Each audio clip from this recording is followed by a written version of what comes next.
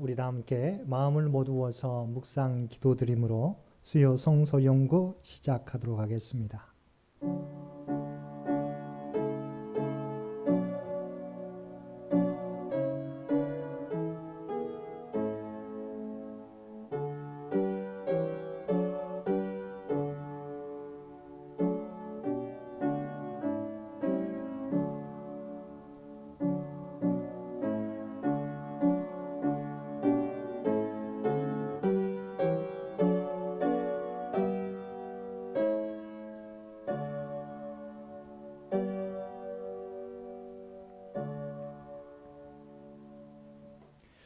우리를 사랑하시는 아버지 하나님, 지난 3일 동안도 세상 가운데 우리 모두를 지켜주셨다가 이 저녁 주님 전에 나와 그리고 각자의 삶의 자리에서 수요 성소 연구로 모여 예배 드릴 수 있도록 귀한 은총 베풀어 주심을 진심으로 감사드립니다. 온전히 우리가 하나님의 구별된 백성으로서 이 땅에서 삶을 살아갈 수 있도록 주여 도와주옵소서. 특별히 코로나19로 많은 사람들이 고통스러워하고 어려움 가운데 있지만 그리스도인들이 구별된 삶을 통하여서 그들에게 선한 영향력을 드러내며 소망을 보여줄 수 있는 우리 모두가 될 수 있도록 주여 도와주옵소서. 또한 이 시간 우리에게 들려주시는 귀한 하나님의 말씀을 통하여 우리가 하나님의 백성으로 구별된 백성으로 어떻게 살아가야 될지 깨닫고 결단하는 복된 은혜의 시간 되게 하여 주옵소서. 또한 주 앞에 예배드리며 우리의 마음의 소원들 주께서 아시는 줄 믿습니다. 주 앞에 구하며 주님을 의지하며 나가게 될 때 아버지 하나님 우리의 간구 가운데 응답해 주시며 걱정이 근심이 평안으로 또한 기쁨으로 변화받는 복된 이 시간 되게 하여 주옵소서. 예배 시종을 주 앞에 의탁하오며 우리를 구원하여 주신 예수님의 이름으로 간절히 기도드리옵나이다. 아멘. 우리 다 함께 찬송 445장 통합찬송가 502장입니다.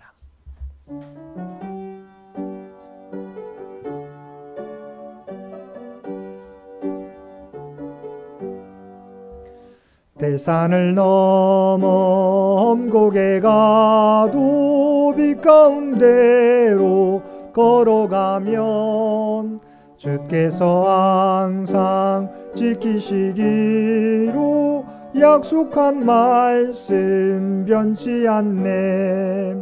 하늘의 영광 하늘의 영광 나의 맘속에 차고도 넘쳐 할렐루야를 힘차게 불러 영원히 주를 찬양하리. 캄캄한 밤에 다닐지라도 주께서 나의 길 되시고 나에게 밝은 빛이 되시니 길 잃어버릴 염려 없네. 하늘의 영광 하늘의 영광 나의 맘속에 차고도 넘쳐 할렐루야를 힘차게 불러 영원히 주를 찬양하리. 광명한 그 빛 마음에 받아 찬란한 천국 바라보고 할렐루야를 힘차게 불러 날마다 빛에 걸어가리. 하늘의 영광 하늘의 영광 나의 맘속에 차고도 넘쳐 할렐루야를 힘차게 불러 영원히 주를 찬양하리. 이 예배를 위해서 투보라헬 대표 정유미 집사님 기도 인도해 주시겠습니다.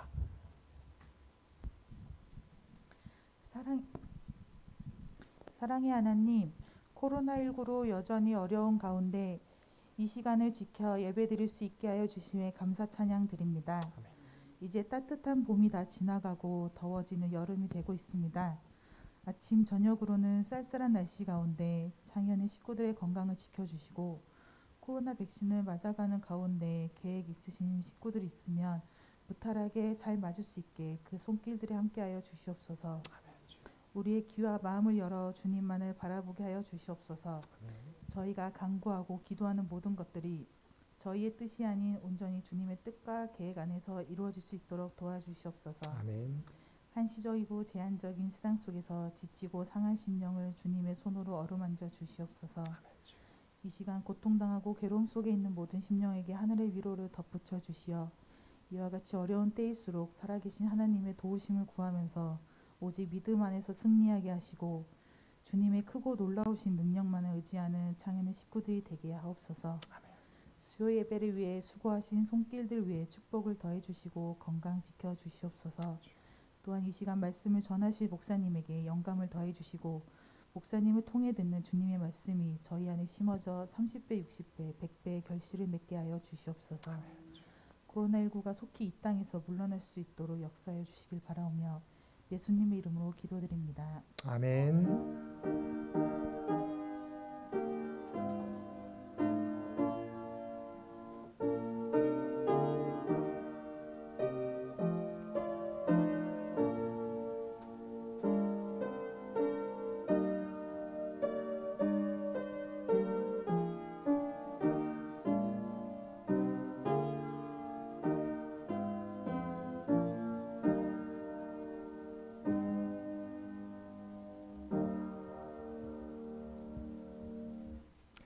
오늘 우리에게 주신 하나님의 말씀 사무엘하 3장 22절로 39절까지 말씀입니다.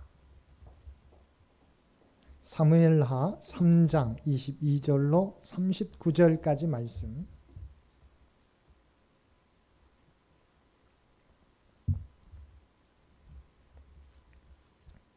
사무엘하 3장 22절로 39절까지 우리 주신 말씀 한 절씩 교독합니다.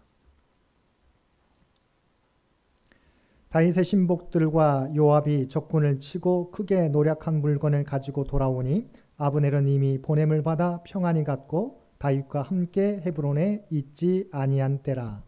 요압 및 요압과 함께한 모든 군사가 돌아오매 어떤 사람이 요압에게 말하여 이르되 넬의 아들 아브넬이 왕에게 왔더니 왕이 보내매 그가 평안히 갔나이다 하니 요압이 왕에게 나아가 이르되 어찌하심이니까 아브넬이 왕에게 나왔거늘 어찌하여 그를 보내 잘 가게 하셨나이까. 왕도 아시려니와 넬의 아들 아브넬이 온 것은 왕을 속임이라. 그가 왕이 출입하는 것을 알고 왕이 하시는 모든 것을 알려 함이니이다 하고 이에 요압이 다윗에게서 나와 전령들을 보내 아브넬을 쫓아가게 하였더니 시라 우물가에서 그를 데리고 돌아왔으나 다윗은 알지 못하였더라. 아브넬이 헤브론으로 돌아오매 요압이 더불어 조용히 말하려는 듯이 그를 데리고 성문 안으로 들어가 거기서 배를 찔러 죽이니 이는 자기의 동생 아사엘의 피로 말미암음이더라. 그 후에 다윗이 듣고 이르되 넬의 아들 아브넬의 피에 대하여 나와 내 나라는 여호와 앞에 영원히 무죄하니 그 죄가 요압의 머리와 그의 아버지의 온 집으로 돌아갈지어다. 또 요압의 집에서 백탁병자나 나병 환자나 지팡이를 의지하는 자나 칼에 죽는 자나 양식이 떨어진 자가 끊어지지 아니할지로다 하니라. 요압과 그의 동생 아비새가 아비넬을 죽인 것은 그가 기브온 전쟁에서 자기 동생 아사헬을 죽인 까닭이었더라.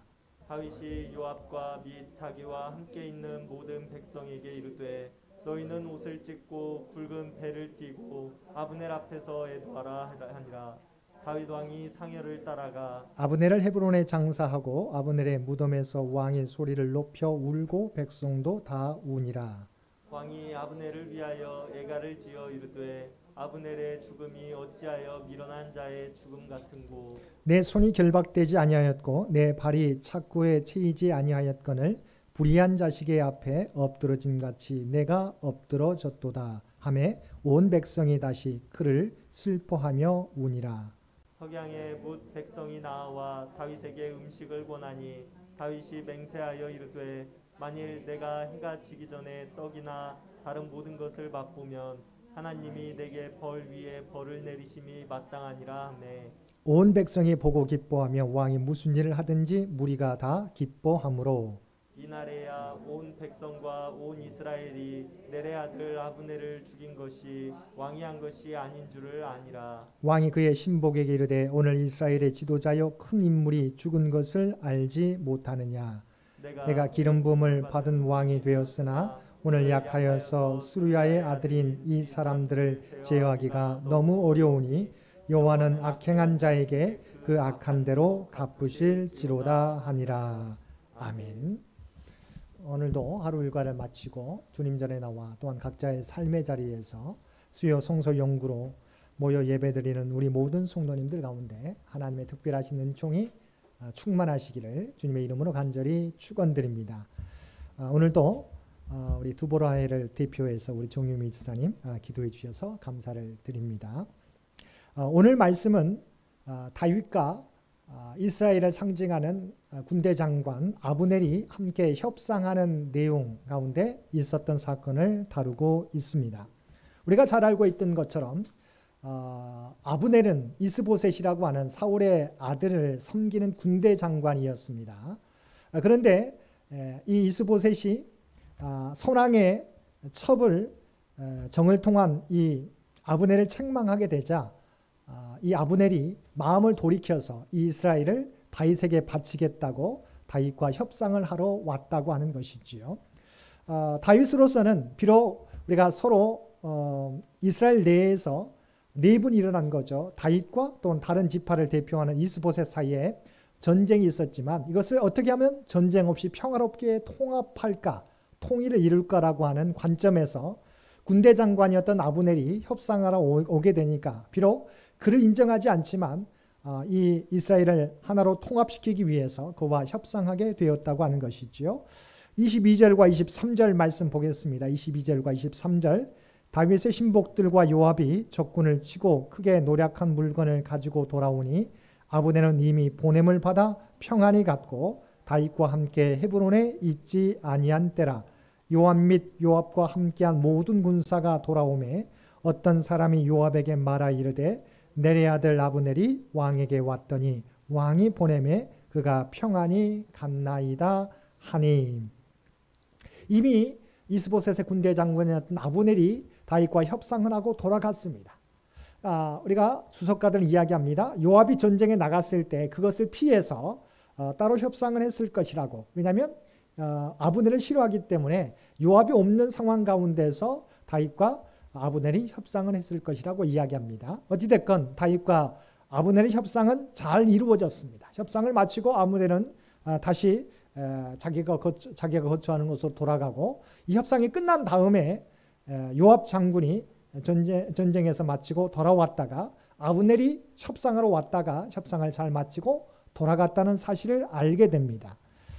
자, 그런데 요압은 이 아브넬이 다윗과 협상하는 것을 원치 않았습니다. 왜입니까? 우리가 지난번 살펴보았던 것처럼 이 아브넬은 자신의 동생 아사헬을 전쟁에서 죽였기 때문이죠. 두 번째는 다윗과 이스보셋의 군대 장관 아브넬이 협상을 해서 만약 이스라엘이 통합된다면, 통일이 된다면 그 공이 누구에게 돌아갈까요? 바로 아브넬에게 돌아가게 됩니다. 그러면 다윗도 그 공을 인정해서 이 상대편의 군대 장관을 자신의 군대 장관으로 세울 수 있다고 하는 거죠. 지금은 다윗의 군대 장관이 누구입니까? 요압이에요.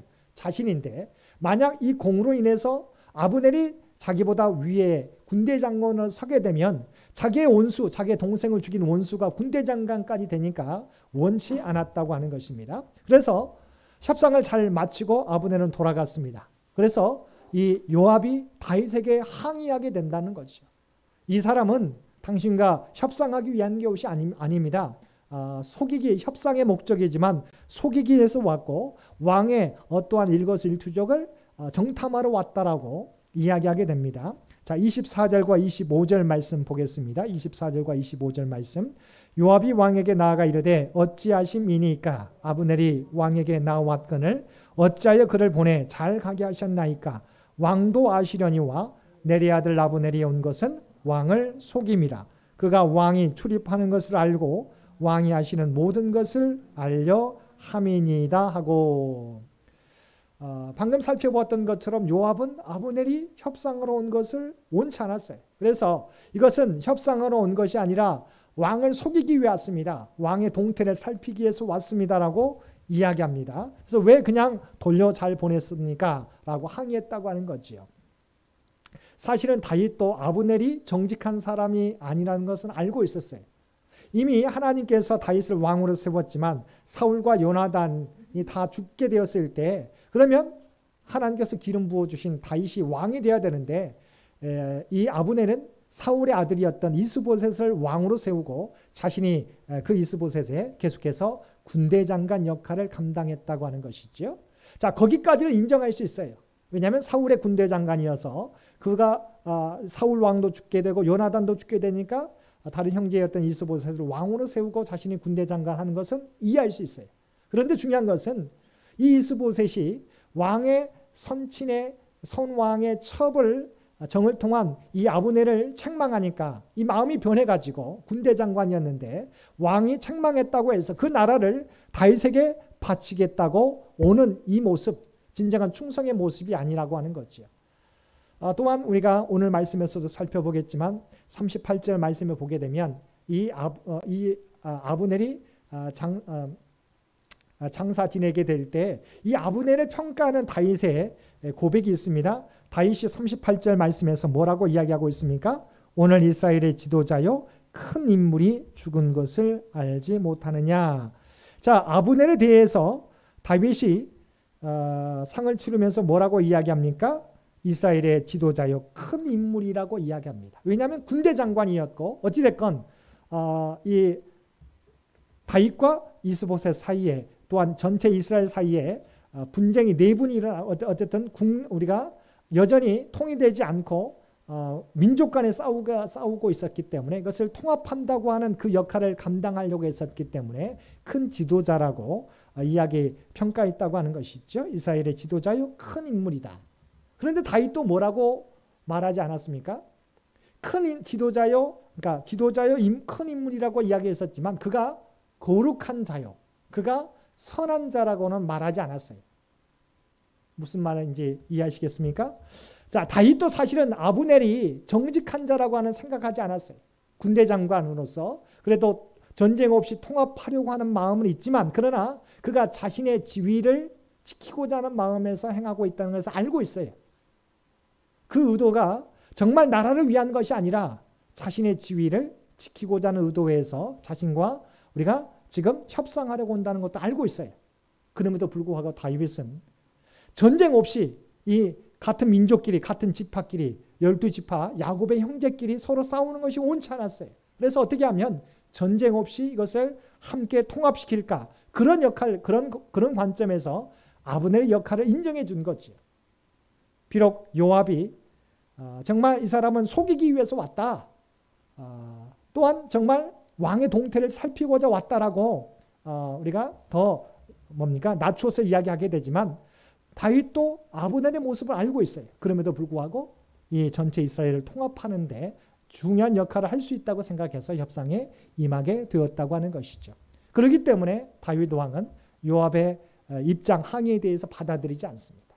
비록 아브넬에 대해서 정직한 자라고 거룩한 자라고 인정하지 않지만 통합을 위해서 그의 역할을 인정해 주었다는 거죠.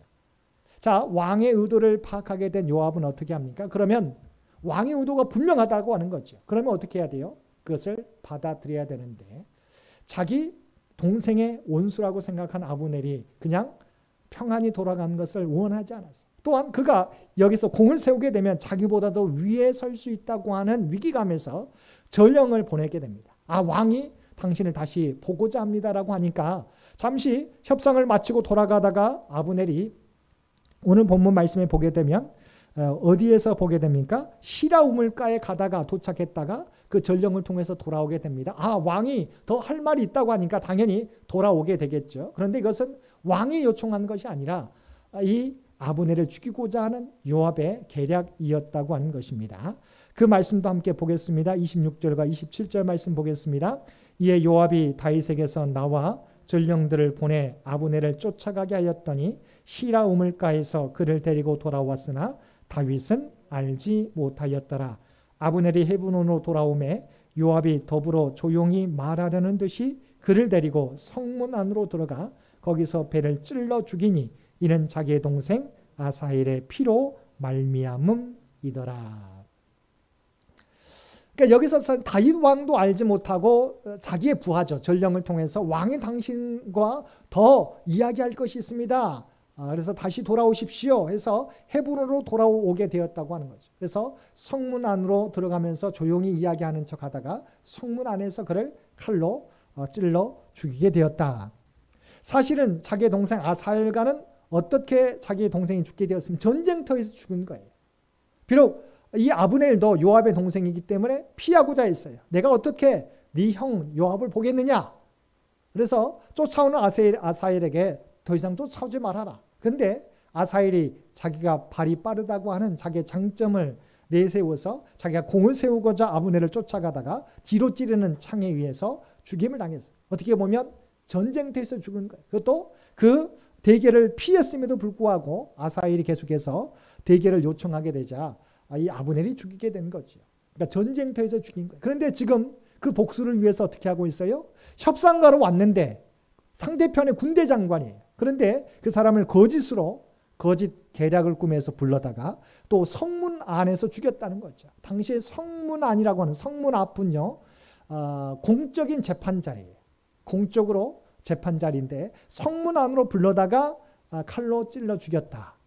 이것은 정말 공적인 자리를 개인의 이익을 위해서 사용했다고 말할 수 있습니다. 이것은 왕을 무시한 처사요. 또한 하나님과 백성들을 무시한 처사라고도 말할 수 있겠습니다. 또한 이것은 자신의 개인적인 감정을 앞세워서 나라가 하나 될 수 있는 기회를 우리가 무너뜨리는 악한 결과를 낳게 되는 그런 행동이었다고 하는 것이지요. 자, 이 일로 말미암아 어떤 일이 벌어지게 됩니까? 상대편은 그냥 단순히 그냥 장수가 아니에요. 이스보셋은 우리가 사울가의 왕의 군대 장관이 죽임을 당하게 됐어요. 그것도 협상으로 왔다가 죽임을 당하게 됐습니다. 그 장군이 누구예요? 그 사람을 죽인 사람이 누구예요? 요압이라고 하는 다윗의 군대 장관이에요. 그러면 다윗이 죽이지 않았지만 사람들이 어떻게 알려지게 됩니까? 이것은 다윗 왕의 의도라고 판단된다고 합니다. 요압이 죽였지만 다윗은 알지 못했지만 군대 장관이었던 요압이 이 아브넬을 죽임으로 말미암아 사람들이 생각하게 될, 특별히 사울가의 백성들은 어떻게 생각하겠어요? 야, 우리 군대 장관이 협상으로 갔는데 다윗 왕이 자기의 군대 장관을 통해서 요압을 군대 장관을 통해서 우리의 군대 장관을 죽였다. 그러면 다윗의 그런 명성들은 다 땅에 떨어지게 되는 거죠. 다윗이 의도하지 않았지만, 다윗이 죽이려고 하지 않았지만 요압이 개인의 감정을 내세워서 죽임으로 말미암아 이 다윗의 명성이 하늘에서 떨어지고 우리가 떨어지게 되고 이 통합이라고 하는 통일이라고 하는 것은 더 어렵게 될 상황 가운데 놓이게 되었다고 하는 것입니다. 그래서 이때 다윗이 행한 행동이 무엇이었습니까? 그 요압을 저주했다고 하는 거죠. 자, 그 말씀 보겠습니다. 28절과 29절 말씀 보겠습니다. 28절과 29절. 그 후에 다윗이 듣고 이르되 내리 아들 아브넬의 피에 대하여 나와 내 나라는 여호와 앞에 영원히 무죄하니 그 죄가 요압의 머리와 그의 아버지의 온 집으로 돌아갈지어다. 또 요압의 집에서 백탁병자나 나병 환자나 지팡이를 의지하는 자나 칼에 죽는 자나 양식이 떨어진 자가 끊어지지 아니할지로다 하니라. 자, 이것은 정말 하나님도 무시하고 왕인 자신도 무시한 요압의 개인적인 감정을 못 이겨서 또한 자신의 자리를 지키기 위해서 행한 행동이었어요. 그래서 사실은 요압을 벌을 내려야 되지만 군대 장관이에요. 충성을 다했기 때문에 그를 벌하지는 못하고 또한 군대 장관으로 힘이 센 거지.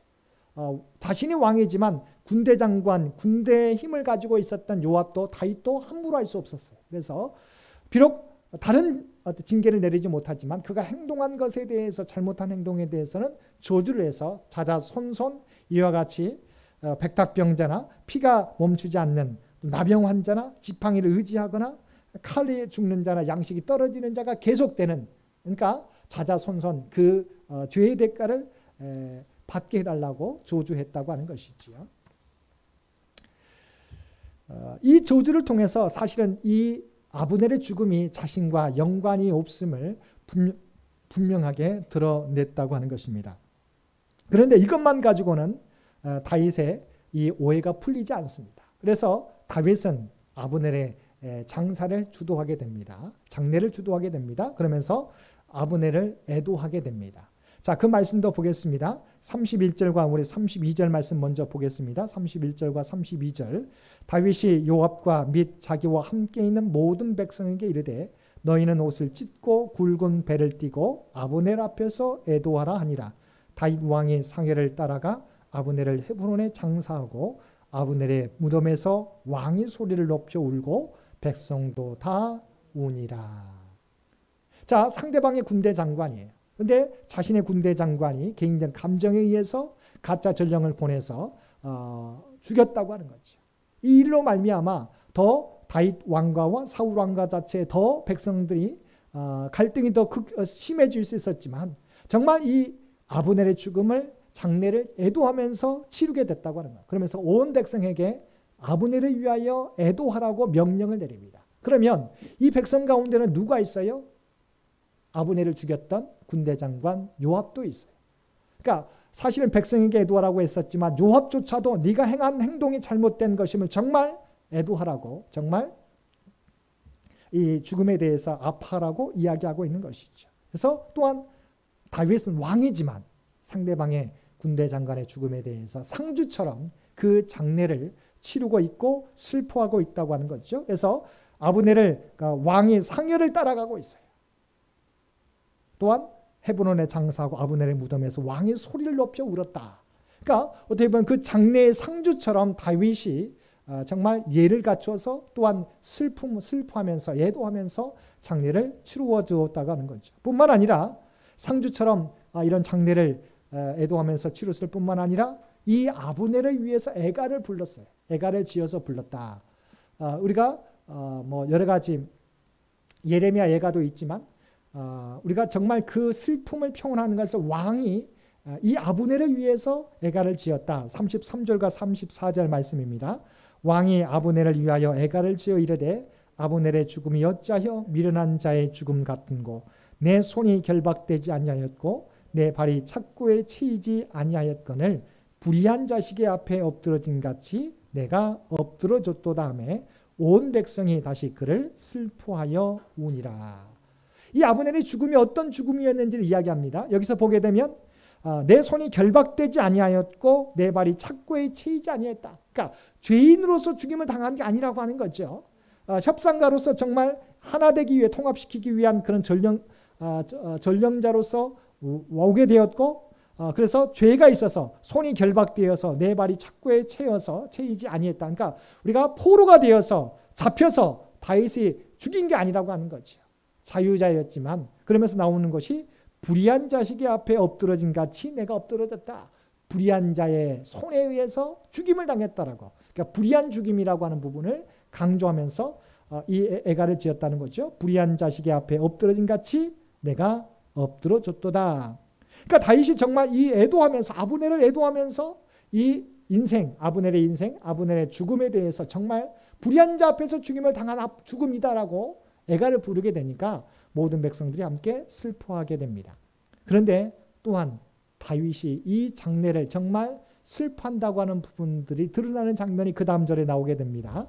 35절입니다. 자, 이제 왕이 장례를 마쳤어요. 그래서 석양이 이제 저녁이 이제 날이 저물어 갈 때 백성들이 부하가 이야기합니다. 왕이시여 이제 장례도 마쳤으니 식사를 하십시오 했더니 뭐라고 대답합니까? 35절 보겠습니다. 석양에 뭇 백성이 나와 다윗에게 음식을 권하니 다윗이 맹세하여 이르되 만일 내가 해지기 전에 떡이나 다른 모든 것을 맛보면 하나님이 내게 벌 위에 벌을 내리심이 마땅하니라 하멘. 우리가 장례를 마쳤어요. 그러니까 그것도 귀한 거죠. 상대방의 군대 장관의 죽음을 정말 슬퍼하며 상주처럼 장례를 잘 치렀을 뿐만 아니라 또한 그를 위해 내가 더 불러서 그 슬픔을 표현해 주었어요. 장례를 잘 마쳤지만 이제 장례를 마쳤으면 왕이기 때문에 이제 부하들이 식사하시라고 이야기했을 때 내가 이 슬픔을 보고 어떻게 먹겠느냐. 내가 음식을 먹는다면 내가 하나님 앞에 저주를 받겠노라고 그가 정말 그 슬픔을 효냈다고 하는 거죠. 그 소식이 백성들에게 전해지게 되었을 때 백성들이 정말 다윗이 아브넬을 죽이지 않았다는 것이 드러나게 되었고 기뻐했다고 나와 있습니다. 36절과 37절 성경을 열어 보시겠습니다. 36절과 37절 온 백성이 보고 기뻐하며 왕이 무슨 일을 하든지 무리가 다 기뻐하므로 이날에야 온 백성과 온 이스라엘이 내리 아들 아브넬을 죽인 것이 왕이 한 것이 아닌 줄을 아니라. 정말 그냥 형식적으로 장례를 치른 것이 아니라 정말 슬퍼하면서 온전하게 예를 갖추면서 장례를 치른 것을 보게 될 때 국민들이 백성들이 다윗이 죽인 것이 아님을 보게 되었다. 깨닫게 되었다고 하는 것이죠. 그래서 이 위기를 넘어갈 수 있었어요. 사실은 정말 다윗이 협상가로 왔던 뭡니까? 함께 통합하기 위해서 왔었던 이 전령과 같은 상대방의 군대 장관을 죽였다면 더 상대방 사울과는 더 분노했을 게 아니겠어요? 전쟁에서 죽인 것도 아니고 협상으로 왔는데 우리가 칼에 찔려서 죽임을 당했다. 얼마나 서로 감정이 더 악화되겠어요. 그런데 장례를 잘 치러주므로 이 위기를 극복할 수 있었어요. 마지막은 이 일을 행한 우리가 요압에 대해서 정말 내가 이 요압을 제어하지 못한 것이 내가 제어할 수 없어서 이런 일이 벌어졌음을 분명히 고백하는 내용이 나오게 됩니다. 39절 말씀도 보겠습니다. 39절 내가 기름 부음을 받은 왕이 되었으나 오늘 약하여서 수리아의 아들인 이 사람들을 제어하기가 너무 어려우니 여호와는 악행하는 자에게 그 악한 대로 갚으실지로다 하니라. 그러니까 사실은 자기가 군대 장관 요압이지만 자신이 왕이에요. 군대 장관이면 사실은 왕이 명령할 수 있지만 사실은 오늘날도 마찬가지예요. 군대 우리가 당시에는 군대 장관이 이 힘이 있잖아요. 군사의 힘이 있기 때문에. 그래서 자신도 왕이지만 이 요압을 제어할 수 없기 때문에 이런 일이 벌어졌음을 고백하는 거죠. 그러면서 하나님께서 악행한 자에게 그 악한 대로 갚아 주시리라고 갚으실지로다라고 간구했다고 하는 것입니다. 우리가 성경에 보게 되면 요압이 정말 다윗과 함께 가장 충성스러운 장군 중에 한 사람이었어요. 그런데 또한 우리가 나중에 살펴보게 되면 요압이 다윗의 반대편에 서게 되는 것도 보게 됩니다. 우리가 잘 알고 있는 그의 아들 다윗의 아들 아도니아 편에 서서 우리가 아도니아의 군대 장관이 되어서 다윗과 대적했던 사람이 요압 왕이기도 하다고 하는 거죠. 근데 또 우리 요압은 누구냐 하면 사실은 수리아의 아들로 나오지 않습니까? 39절에서도 수리아는 다윗의 누이예요. 그러니까 우리 다윗의 아버지가 이새인데 이새는 팔람 2년을 두었습니다. 그러니까 사실 우리가 잘 알고 있는 것처럼 다윗은 마지막 막내 아들이었죠. 자, 그런데 그에게는 누나인지 여동생인지는 잘 밝혀지지 않습니다. 그러나 수리아라고 하는 누이가 있었어요. 근데 수리아 애들이 누구예요? 요압이에요. 그러니까 어떻게 보면 요압과는 어떤 관계? 인적 관계예요. 자신의 삼촌과 조카의 관계예요. 어찌됐건 유다 지파로서 요압은 다윗의 충성을 다했지만 때로는 자신의 지위를 지키기 위해서 협상하러 왔던 아브넬도 왕의 명령과 상관없이 자신의 지위를 또한 자신의 복수를 하기 위해서 칼로 죽이는 이런 왕을 무시하고 자기의 권력을 지키기 위해서 힘썼던 사람이 요압인 것을 우리가 알 수 있는 것이지요. 만약 우리가 교회 공동체 가운데서도 개인의 목적, 개인의 이익을 위해서 이렇게 자기의 힘을, 권력을 쓰게 된다면 그 공동체는 우리가 힘을 잃게 되리라 생각합니다.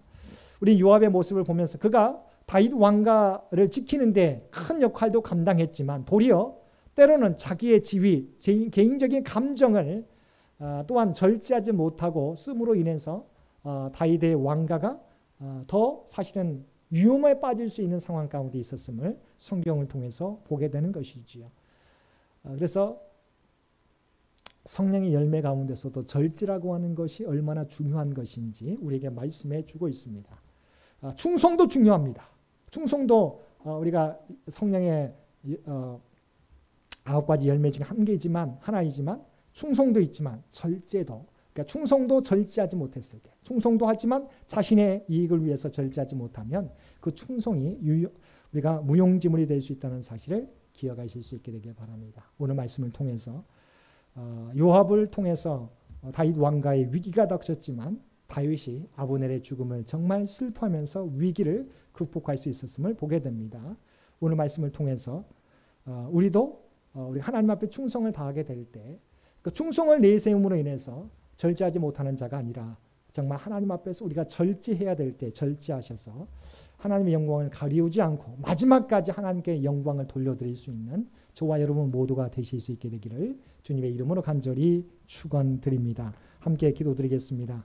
사랑하는 충만하신 아버지 하나님, 오늘 우리에게 주신 말씀을 통해서 요압이 자신의 이익을 위해서 나라를 생각하지 않고 왕을 생각하지 않고 아브넬을 죽임으로 다윗 왕과의 위험에 처할 상황에 빠졌음을 보게 됩니다. 그러나 다윗이 상대편 군대 장관 아브넬의 그 장례를 정말 슬퍼하면서 애도하면서 치르게 될 때 백성들의 마음이 오해를 싣고 또한 다윗에게 그의 마음들을 주는 것을 보게 됩니다. 아버지 하나님, 우리의 모습 가운데서도 내가 이제까지 했던 충성을 내세우지 않게 도와주옵소서. 정말 하나님 앞에서 우리가 절제할 것을 절제하게 도와주옵소서. 그리하여 오직 하나님의 영광만, 하나님의 뜻을 드러내는 우리 모두가 되게 하여 주옵소서. 공동체가 더욱더 하나 되는 데 힘쓰는 우리 모두가 되게 하여 주옵소서. 특별히 우리 창현 가족들 일일이 기억하여 주시곤 합니다. 코로나 상황 가운데 모두가 어려움을 겪고 있습니다. 함께 우리가 모이지 못하고 우리가 두 구역으로 나누어서 전체 구역 가운데 두 구역으로 나누어서 우리가 함께 예배 드리는 상황입니다. 아버지 하나님 바라옵나니 코로나 상황이 하나님의 뜻 가운데 하루속히 아버지 하나님 해결되게 도와주옵시고 함께 예배 드릴 수 있는 날이 하루속히 올 수 있도록 주여 도와주옵소서. 그러나 이 과정 가운데 우리가 지켜야 될, 또 우리가 감당해야 될 믿음의 사역들은 온전히 감당할 수 있는 우리 모두가 되게 하여 주옵소서. 또한 우리의 간구를 아시는 주님, 주 앞에 간구하며 나가게 될 때 그래서 들어 응답해 주시기를 원합니다. 육신이 연약한 자에게 하나님의 치유와 회복을 허락하여 주시곤 합니다. 경제적 어려움 당하는 자에게 하나님의 풍성한 은총을 허락하여 주옵소서. 사랑하는 자녀들의 앞길마다 그래서 동행하여 주시고 그의 기도 가운데 응답해 주시며 땀의 열매를 거둘 수 있는 귀한 은총을 우리 모두에게 허락하여 주옵소서. 오늘도 주님을 의지하는 자, 하나님께서 맡겨준 사명을 감당하는 자 낙심하지 않게 도와주옵시고 하나님께서 이루어 주실 것을 믿고 담대하게 걸어가는 믿음의 백성들 모두 되게 하여 주옵소서. 이 모든 간구 우리를 구원하여 주신 예수님의 이름으로 간절히 기도드리옵나이다. 아멘. 몇 가지 광고 말씀 드립니다. 돌아오는 주일은 우리 어린이 청소년 주일로 지킵니다. 우리 사랑하는 다음 세대의 주역들인 우리 어린이부, 우리 중고등부, 우리 청년부를 위해서 계속해서 기도해 주시기를 부탁을 드립니다. 또 다음 주에는 오는 주일에는 재직회가 있을 예정입니다. 함께 위해서 기도해 주시고 아픈 분들을 위해서 계속해서 기도해 주시기를 부탁을 드립니다. 나머지 광고는 주보를 참고해 주시기 바랍니다. 우리 다 함께 찬송 383장 함께 찬송 부르시겠습니다. 통합찬송가 433장입니다.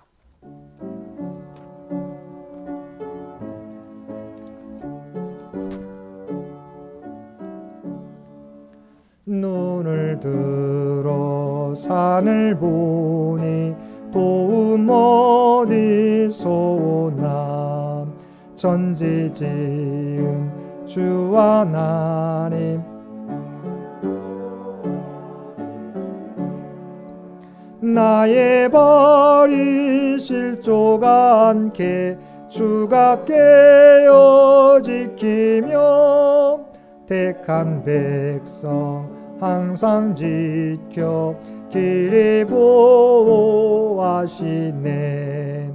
도우시는 하나님이 내게 그늘 되시니 낮의 해와 밤의 달이 너를 상치 않겠네.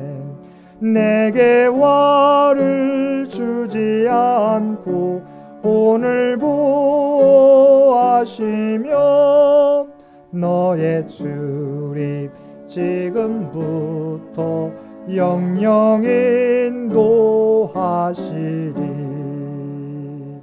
아멘.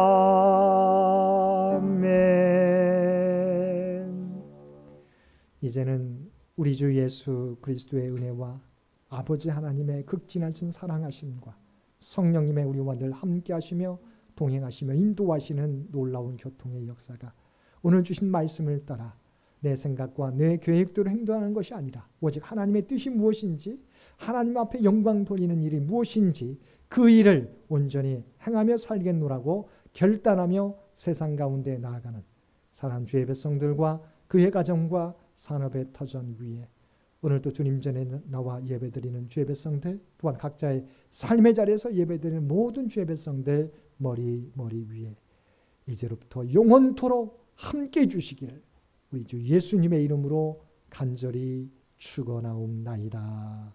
아멘.